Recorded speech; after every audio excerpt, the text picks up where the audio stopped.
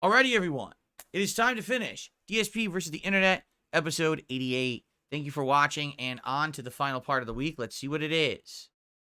Spike Spencer here, and been asked to do some reaction videos to some Shinji stuff and other things. So I'm going to go ahead and react to the end of the Evangelion series Rant that I did like 25 years ago. Apparently, it's still popular. It was on the DVDs. So I'm going to listen to that, kind of check it out, and then I'm going to give you a breakdown of how it actually happened and see if I can remember it all. Are we ready? So, when he says this, he means the character, like his character in the game. Excuse me. His character in the anime. He's going to react to his character in the anime. Okay. Okay, let's do this. Let's see. Okay, here we go. Oh, this is nice. This is the end. Okay. Where exactly am I? Here's the song. Oh, good. There's some things that are still unresolved here, guys. How do I get home? What do I eat? Was Ray my mom or a clone or hell? Was this all in my mind? What's So, what is this? This is the anime episode 25. So, in the anime, this is actually the end of the series. Is he has a rant during the credits or something? I don't know. I've never seen the anime. I've only seen parts of it. Ava? Is that sort of a Freudian thing, or am I real? Oh, does the bus run through here? I mean, I'd like to go home now, but oh God, where's home? Okay. I mustn't run away. Okay, I got that. Good. Okay. Now, if I were to run away, let's analyze that. Where the fuck would I go? He even says that? He even says that in the actual anime. He drops an F-bomb. That's interesting. I'm on a big blue ball. Is this how you end the series? I mean, is this where we go from here? Okay, the movie better sure as hell make up for this. I'm telling you right now, because I'm stuck in nowhere land. You ran out of ink too, didn't you bastards? Okay. So that's actually how the anime ends? That's crazy. I didn't, again, I've never seen, I know the anime seems to start off like super serious, but I guess what people are saying is like some weird existential bullshit happens. It's like the David Lynch anime. You know, if you've ever seen a David Lynch movie, it makes no sense, and that's kind of what the anime is. I didn't even know that's how it ended, with a rant like that. There that is. So, yeah, that's the rant, and that'll be up on obviously on my YouTube channel. Wow, I'm shocked that they ever hired me to be Shinji again. So, where does one start? Let's see. Okay, so here's the deal. With the original Evangelion series, what we did, this is back in 94 or 95, something like that. So the original series was... so long ago. This is all back in the days of VHS tapes and mailing. It was the early days of the internet. I think is even before I don't know. But the thing was, what we would do is we would record an episode of Evangelion. And this was back when ADVision had like one studio. This is when they first started, and they eventually like owned like a city block. It was like 13 studios plus, and so we would record in the studio, record the thing, then they would take the VHS copy and mail it over to Japan with the handwritten notes on the actual scripts. Mail all that over to Japan. And what would happen then is Japan would get all the notes and everything and then come back. Well, while we're waiting for the notes on that episode, we're going through and doing the next episode, but this was a very long process. This took like 2 freaking years to get the initial thing done because it was back and forth and it took time, and we were doing it as the series came out. Just think about that. 2 years to do 1 season of an anime? Even the voice work? That's a lot of commitment, right? For an actor? Be like, yeah, I'm going to commit 2 years of my time on and off to keep coming back to do the voice work for this thing.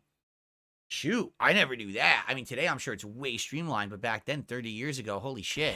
And so the rant at the end was because we didn't know what was going to happen. So Matt Greenfield was directing, and he originally, when we first started, we got to see like 1 episode, 2 episodes, kind of get the feel for the show. And then as we would go, it's just like, okay, this is happening, so we're going to go forward. And that's how anime is done today. We don't see the whole thing usually. So we go in and it's like, oh, here's the scene, do it. And so we were doing the scene. This was the last episode, and we're all really emotionally we're involved in this. I mean, we are like, this is a show, man. We're feeling it. And then we get to this end, this big climax thing, and you're on a ball. Congratulations, Shinji. Congratulations. What? I was just like, huh? What the hell is going on? And so all of that was inside me. And so at the end, I just said, that's the end? And Matt's like, yep. And I was like, seriously? Yep. I'm like, can you just open the mic for a second? And he goes, go. And that's what came out of my face. It was 100% off the cuff. Nice. Improv. That's just cool to know. Releasing, And that actually made it on like the DVD and everything. That's kind of cool. A one take, off take, or outtake, where he just reacted to the shitty ending. That's great. So, yeah, that was still kind of like, I was like, what the hell went on? Like most people who watch Evangelion, they're like, what? And so that was all coming out of me at the end. And so, yeah, I'm listening to that now. I'm like, how did they hire me to do more? I'm grateful. Thank you. They have a sense of humor, obviously, because you ran out of ink too, didn't you, you bastards? Probably didn't go over so well with some people. I'm just saying. But there you go. So that is the backstory of the... All right. Cool. I didn't know. I never finished Evangelion. I've only seen, like, they used to air it late night on Adult Swim on Cartoon Network. And I saw episodes on and off here and there, but I never even understood what the plot was because I didn't see it enough. I saw, a handful of episodes out of order, right? So that's kind of cool. All right. Neat. The result you have on the notice board is authoritative. Oh, no, is this the same guy again? If you are sure I gave you an F, that means it's your score. No, sir, you see, I actually think there's something wrong. Probably a mix-up. I read very hard for that exam, and I could never have gotten an F. Are you questioning my competence? No, sir, I'm not trying to do that in any way. All I'm asking of you is, I'm appealing so that you can please revisit your scorebook and check, because this is all too hard for me to understand. I can't feel that course. You see, the problem I have with Millicent Okoye is that she does not understand. The box stops on my table. I'm sorry, sir, but I've never offended you. As long as you are not willing to do what I'm asking of you, then be ready. You're not going to graduate in this school. I can pay. For the record, it's nothing pornographic or anything, right? There's nothing here. So, yeah, there's nothing here. So I checked it. Because it seems like it's a bad setup for something, but I wonder what the video actually ends up being. I can pay any amount that you ask for me. I can pay to get my original score, please. I am not interested in your money. I'm interested in the rate. If you think you can graduate from this school without kissing my cock, you are dead wrong. Wow. Go and pay for a room, and then be sure of distinction. What is this? Is NWP TV? What is this? You are dead wrong. Full version. 4 years old. Don't know why you guys like this so much. What? She drops the tear right after realizing she was dead wrong.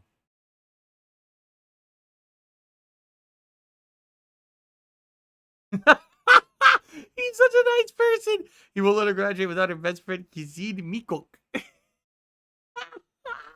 Kizine Mikok. Oh my god. All right. Must you do this? I worked very hard. I read day and night. And I cannot feel that course. Must you do this to me? The rule says that you must pass all your courses before you graduate. So, my course can hold you down. Go and pay, and you get your distinction. Look, sir, okay, I'm willing to pay you 20,000 naira. Please. I'm willing to pay double what other students pay just to get my mark, please. 20,000 is no money. Go and pay for a room in a hotel and be assured of your distinction. Remember, I will soon proceed on my sabbatical. So, be fast about it so that you can graduate with your mates. Is this supposed to be, is it like a soap opera or something? I can't tell what it's from, right? Maybe it's like a soap opera.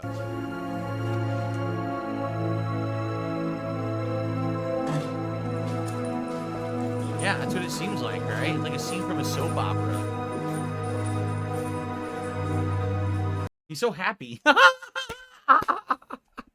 right, well, that was really stupid. Ladies and gentlemen, introducing the PlayStation 5 Pro, the first professionally made console for gamers that know the difference between right and wrong. The graphics on this beast are beast-like. Look at how incredible that looks. Now let's get some footage from the base PS5. Oh God! Oh God! It looks terrible. Oh God! Get it off the screen. Get it off. Put it on the PS5 Pro. Now this is what I'm talking about. Look at that. Look at how crisp. Look at how incredible that looks. Oh my God! Oh, I can never go back. I can never ever go back to the base PS5. Now let's go back to the base PS5. Oh my God! Oh, is it on? Oh, it's terrible. It's terrible. Oh, that burns my eyes. Oh, that's sickening. Oh, that is truly sickening. Yuck. Yucky. Put on the PS5 Pro now. Oh. Oh, I feel like $10 million bill right now. I feel like a money type of guy. You know what I'm saying? I feel like I'm a... Yeah, look how there's absolutely no texture whatsoever on the roadway at all. All the lighting is off all around you. Look, it looks awful. You know what I'm saying? Oh, this is slick. I feel this. Now put on the old PlayStation 5.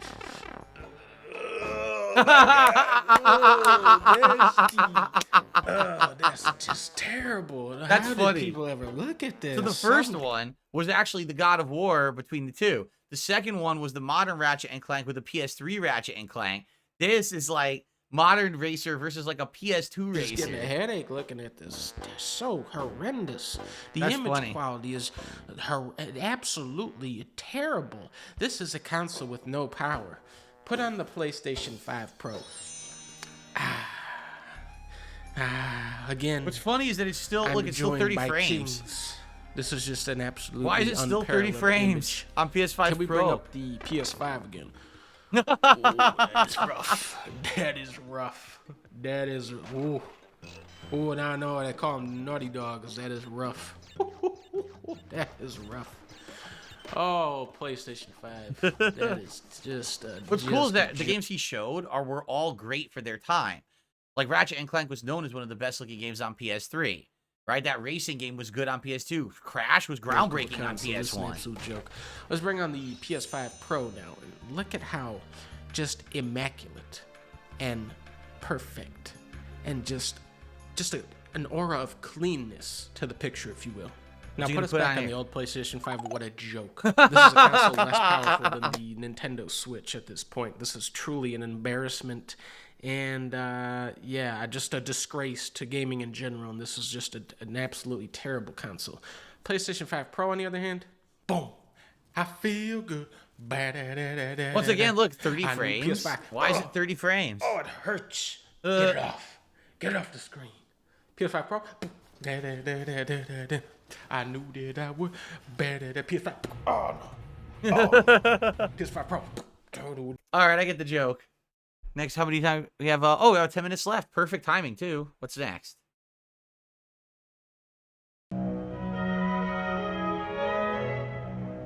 Angels. Skip ahead. Okay, so angels come from the Old Testament. the first half of the Bible for Christians, or the whole Bible, known as the Tanakh, for Jews. The Old Testament was written down in modern-day Israel and Palestine from about the 6th century BCE to the 3rd century BCE. Very old. Although many scholars believe the biblical stories themselves are much older. We get the word angel from the Greek angelos, originally from the Hebrew word malach, which roughly translates to messenger. These messengers appear in the Old Testament a number of times. They carry God's messages from heaven and earth and sometimes act on his behalf. For example, you might recognise the angel of death in the Passover story that slaughtered all the first sons of the Egyptians, or perhaps the angel that struck 70,000 Israelites to death and the angel that single-handedly killed 185,000 Assyrian soldiers in one night. Whoa. When they appear in the Bible, they aren't described as having wings. In fact, they look like any ordinary person. In the later biblical texts, such as Daniel, some even get names: Gabriel, Raphael, and Michael. Okay, this all sounds familiar, but they're not quite the nightmare material freak abominations we saw before. The angels, known as malach, are not the only heavenly beings in the Bible. There's a hierarchy of them, and depending on who you ask, your classic humanoid angels are actually pretty far down the ladder. In the Middle Ages, a Jewish scholar known as Maimonides drew up a hierarchy of angels, and if you look here, your classic humanoid angels, the malach, are pretty low down. But not quite as low as cherubim. Forget those chubby winged angels. According to the Bible, cherubim are animal-human hybrids. Whoa. The first time we see them is in the book of Genesis, right after Adam and Eve have been kicked out the garden. Their job is to guard the Garden of Eden from mankind. Our best description of a cherubim comes from the book of Ezekiel. It opens with the prophet experiencing a profound vision. In his vision, Ezekiel describes them as living creatures, but they're later revealed in chapter 10 as cherubim. His account is as follows. In the middle of it was something like 4 living creatures. This was their appearance. They were of human form. Each had 4 faces, and each of them had 4 wings. Whoa. Their legs were straight, and their soles of their feet were like the sole of a calf's foot, and they sparkled like burnished bronze. Under their wings, on their 4 sides, they had human hands, and the 4 had their faces and their wings thus. Their wings touched one another. Each of them moved straight ahead without turning as they moved. As for the appearance of their faces, the 4 had the face of a human being, the face of a lion on their right side, the face of an ox on their left side, and the face of an eagle. Such I was never taught that in in Catholic school. What the were heck? their faces. Their wings were spread out above. Each creature had 2 wings, each of which touched the wing of another, while 2 covered their bodies. Each moved straight ahead. Wherever the spirit would go, they went. Without I mean, we watched horror movie stuff on this show today. I might have worse nightmares from this. All right, let's see what this is. Iamasu? especially the Babylonian Iyamasu, which is the wings of an eagle, the body of a lion, and the head of a king. These would act as guardians to sacred places like temples, or the palace or city walls, and performed a similar role to the biblical cherubim. Oh my gosh, and you know what, they use this in the, you ever seen the Never-Ending Story? They use this as the gate guardian statues in the Never-Ending Story. They look similar to their Egyptian cousin, the Sphinx, or the Hittite griffin. Many believe that these biblical angels were descendants of these mythological creatures from Mesopotamia. There would have been a lot of cultural exchange, and the same sorts of mythical creatures would crop up across these regions. Crossover. Cherubim in later Christianity may have been imported from Greek and Roman myths, borrowing from the shapes of Cupid or Pluto. Moving up the list, we get these guys, seraphim.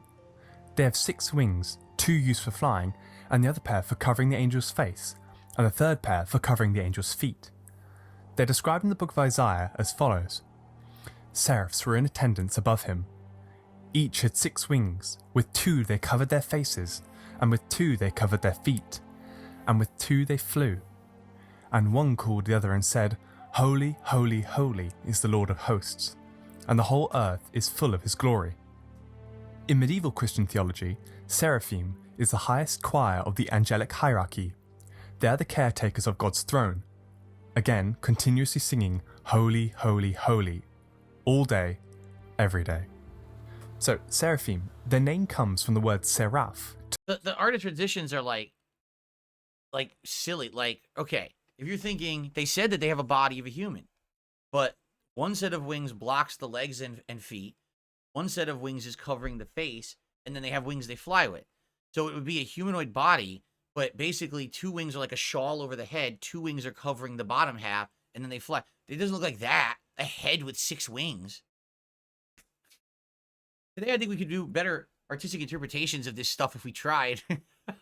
Yeah, they all ran with it. You could tell, like, one person drew it like 10,000 years ago, and everyone else just copied that picture. They all said, oh, that's what it is, right?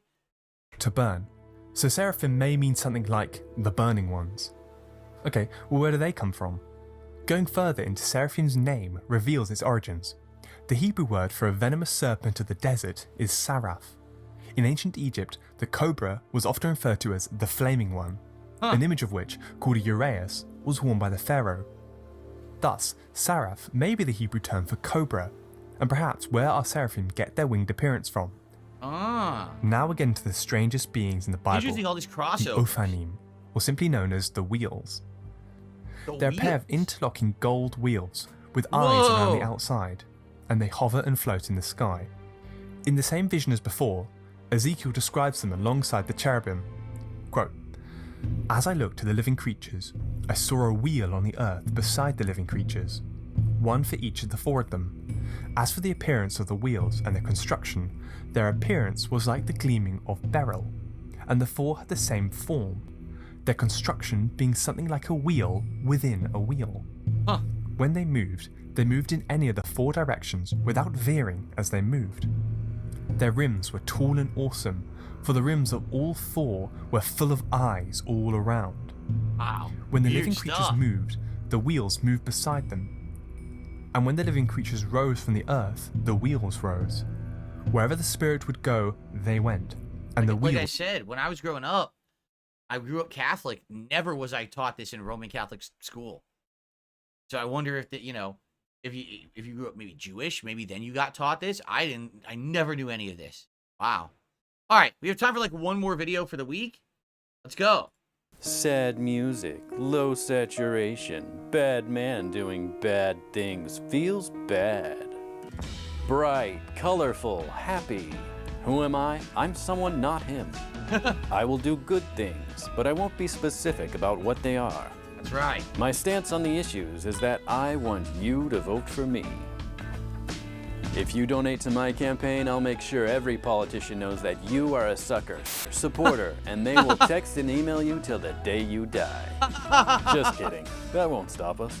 That's right. I'm hoping you'll now vote for me after only seeing this vague campaign ad, because that's actually how campaigning works, as sad and pathetic as it sounds. Vote for me.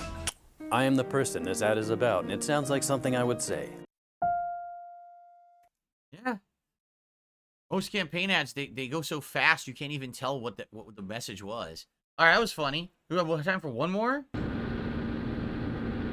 Sadly, no, because this is 13 minutes long. We'll never get through it. Is there a short clip we can watch at the end of the show here? Let's see. We saw this. We saw this. We saw this. We didn't see this. We didn't see that, but it's too long. Saw that. Saw that. We didn't see this. It's too long. Don't bring up the eye shot by Beastie Gates. What the fuck does that mean? The hand door man hook car? What the fuck? I made the world's first McDonald's grimace meal. We missed that one. Rejuvenique dub. What the? All right, we'll watch the very quick 1-minute hook clip. How's this? Man and girl go out to drive under moonlight. They stop at a side of road. He turned to his girl and say, "Baby, I love you very much." "What is it, honey?" "Our car is broken down. I think the engine is broken. I'll walk and get some more fuel." "Okay, I'll stay here and look for our stereo. There have been news report of steers being stolen." What? "Good idea. Keep the doors locked, no matter what. I love you, Sweaty." So the guy left Sweaty? to get full for the car. After 2 hours, the girls say, "Where is my baby? He was supposed to be back by now." Then the girl hear a scratching sound and a voice say, "Let me in." The girl doesn't do it, and then after a while she goes to sleep. The next morning she wakes up and finds her boyfriend still not there. She gets out to check, and man, door, hand, hook, car, door.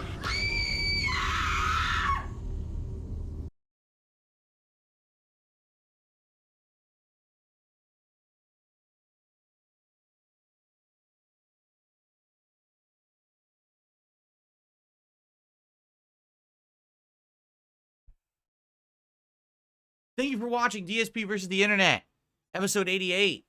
We have 2 weeks left until the retirement of this show, and then we figure out how to make it a more long-form React show. If you didn't notice, I enjoyed the longer-form videos much better this week than I did the shorter ones. And I think that's the thing. Like, I'm so used to now, we're going through this as a clip show, that reacting to the longer-form stuff is just better. You know what I'm saying? So anyway, thank you guys so much. 2 weeks left. The final countdown, episode 90 will be the final episode. I thank you all. And next week, let's see what we'll come up with. It won't be Halloween anymore. Halloween is this Thursday. So maybe next week we'll get more into the holiday season. We'll have people, maybe American Thanksgiving, stuff like that. Maybe some early Christmas might be nice. All right, but thank you all. Great show. Enjoyed hanging out with all of you. I hope you enjoyed, and I will see you next week. Peace out.